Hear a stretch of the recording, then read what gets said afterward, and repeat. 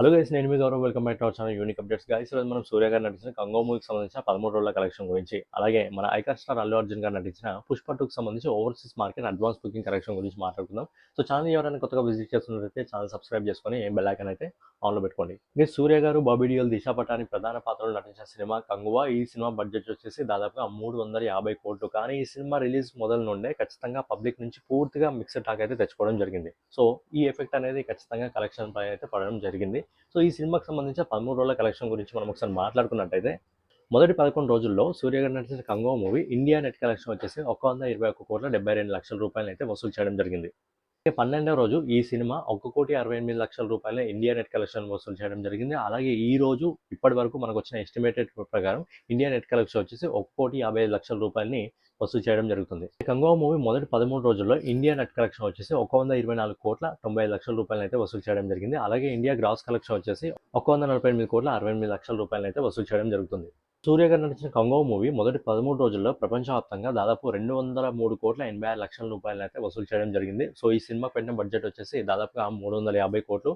ఈ సినిమాకు ఇంకా 10 రోజుల సమయం మాత్రమే ఉంది. 10 రోజుల తర్వాత పుష్ప 2 థియేటర్లోకి వస్తుంది కాబట్టి ఖచ్చితంగా కంగో మూవీ అయితే థియేటర్ నుంచి ఎగిరిపోవడం జరుగుతుంది.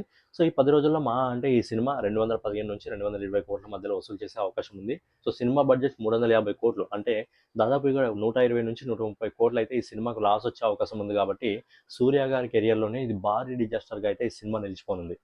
సో నెక్స్ట్ వచ్చేసి మన ఐకాన్ స్టార్ అల్లు అర్జున్ గారికి సంబంధించిన పుష్ప 2కి సంబంధించిన ఓవర్సీస్ మార్కెట్ సంబంధించిన అడ్వాన్స్ ప్లస్ ప్రీమియం కలెక్షన్ గురించి మాట్లాడుకుందాం. సో అంతకంటే ముందు ఈ సినిమాకి సంబంధించిన అడ్వాన్స్ బుకింగ్ అయితే ఓవర్సీస్ మార్కెట్లో అయితే మన ఇండియాలో ఇంకా మొదలు కాలేదు కాబట్టి మన 4 డేస్లో మొదలయ్యే అవకాశం ఉంది. ఓవర్సీస్ మార్కెట్లో ఆల్రెడీ అడ్వాన్స్ బుకింగ్లో దుమ్ము రేపుతుంది.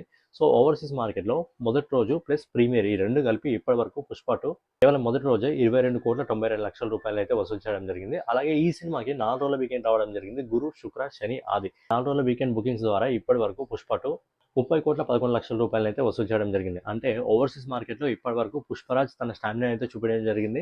పుష్ప 2 ఓవర్సీస్ మార్కెట్లో advance plus premiere plus weekend collections ద్వారానే ఇప్పటి వరకు 53,03,00,000 రూపాయలు అయితే వసూలు చేయడం జరిగింది. బుకింగ్స్ ఇండియాలో కూడా స్టార్ట్ అయితే ఖచ్చితంగా ఓన్లీ బుకింగ్స్ ద్వారానే ఈ సినిమా 150 కోట్లను వసూలు చేసే అవకాశం ఉంది. అలాగే ఇండియాలో ఇప్పటి వరకు ఎక్కువ ఓపెనింగ్స్ తెచ్చుకున్న సినిమా ఏదైతే త్రిబుల్ ఉందో 223 కోట్లు.